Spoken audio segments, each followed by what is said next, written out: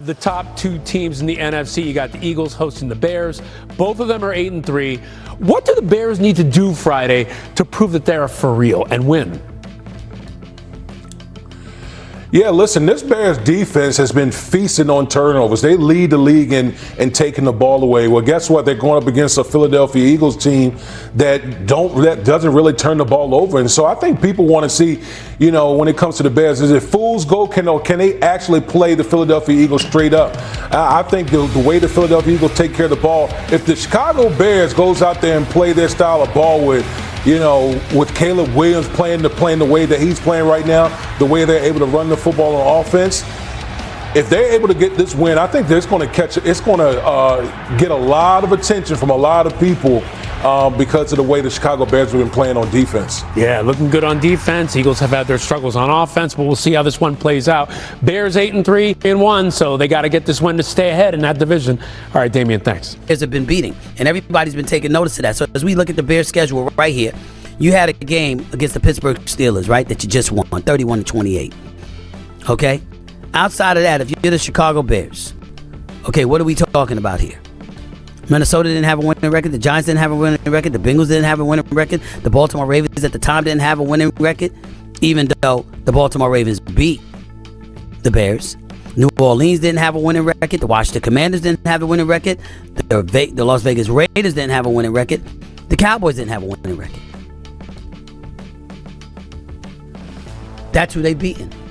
So everybody's been saying about the Chicago Bears, okay, when are you going to start playing some winning teams? We're about to find out over the next 2 weeks. Both road games. They're at Philly and they're at Green Bay. And then after Cleveland, they got another game against Green Bay in Chicago. Then they're on the road against San Francisco, and then they're at home against Detroit. So we're going to find out what the Chicago Bears are made of. Because they could lose to any of these teams, even though we don't anticipate they'll lose to the Cleveland Browns in a home game in Chicago on December 14th. But you never know. It's all getting very, very interesting right now. This is the heart of the NFL season, where we all paying rapt attention. Caleb Williams, you see those numbers right there. 19 for 35, 239 yards passing, 3 touchdowns, not an interception against the Steelers. The brother can ball. We got to recognize that. I told y'all coming into this season, first game playing under Ben Johnson. That was his third head coach and his fourth offensive coordinator in his first 18 games of his career.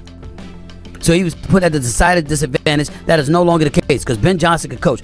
Ben Johnson is a Coach of the Year candidate. Mike Vrabel's probably in the lead to win Coach of the Year, but Ben Johnson is a Coach of the Year candidate based on what Chicago is doing right now.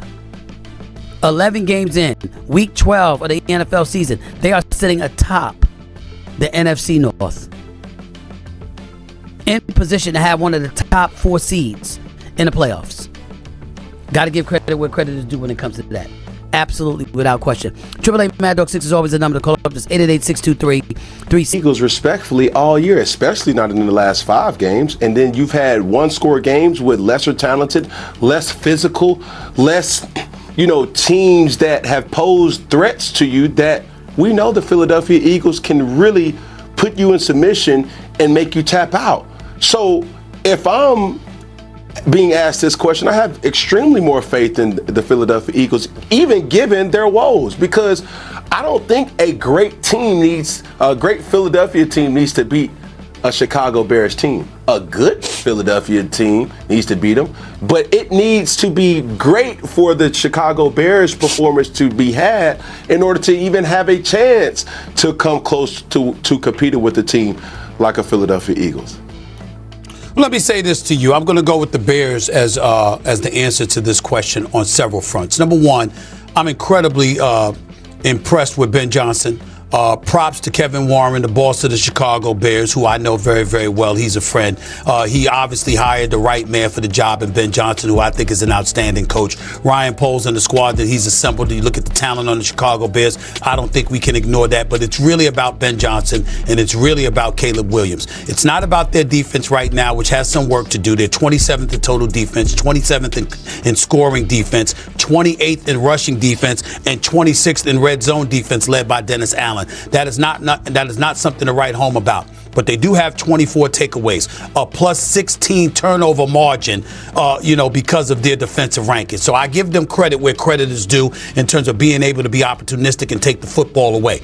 But why are the Chicago Bears in a situation where they're sitting atop the NFC North? This for two reasons. Sure, you can point about teams that don't have winning records and what have you, and them taking advantage. But this is not what the Chicago Bears would have done in the past. They'd have lost to those teams. They're finding ways to win now. And then you got this kid in Caleb Williams. All of these questions about Caleb Williams or Jaden Daniels, Caleb Williams or Jake May or whatever. Well, guess what? He's in the conversation now because they're winning football games. And by the way, about third time this year, he's thrown 3 touchdowns in a game. I'm looking at Caleb Williams right now, and I'm seeing what he's doing, and I've been incredibly impressed. 3rd game this season with at least 3 touchdown passes. 4th straight game without an interception. Ain't turning the football over, throwing touchdowns, running with the football, throwing the football in tight spots at times, and getting the job done.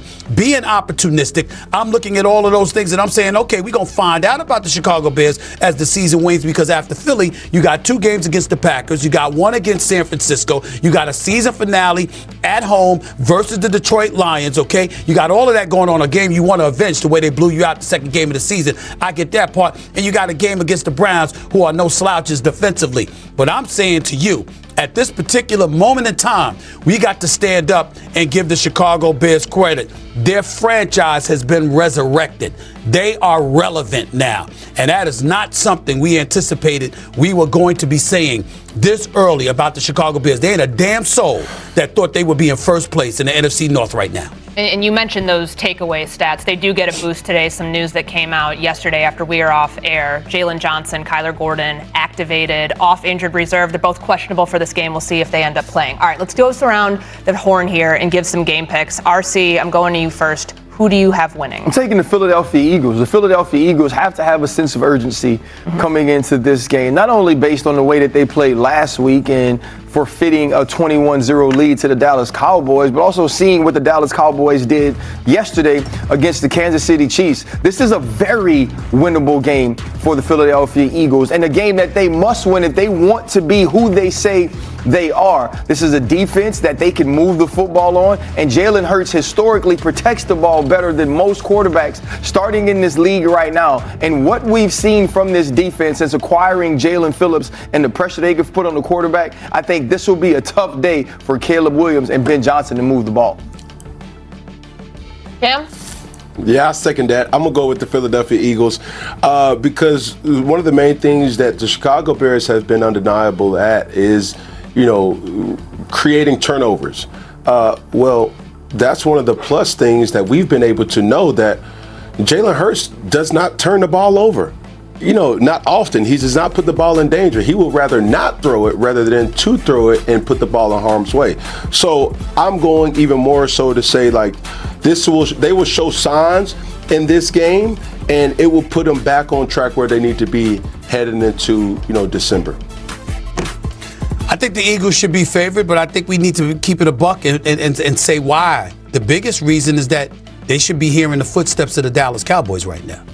They should be hearing the footsteps because Dallas just came back and beat you, and then after that they beat Kansas City. All right, they're above 500 now at 6-5-1. All right, if the Eagles lose this game, they'd be 8-4. So you're essentially talking about the Dallas Cowboys being a game and a half out with about 5 games to go. That's a precarious position for the Philadelphia Eagles to be in, particularly considering the way that their offense has been looking. Secondly, and most importantly, the Bears are playing with house money because a lot of people still don't expect them to win. And I'm looking at Caleb Williams and I'm looking at this offense, wondering what they're going to be able to establish and accomplish. Sure, but even though their defense is not great, again, the Eagles' offense isn't great. You got no running game to be worried about, it appears, because Saquon Barkley, I don't know what the hell has been going on with him. I know the offensive line has been compromised, particularly with Lane Johnson being out, but still, you still expect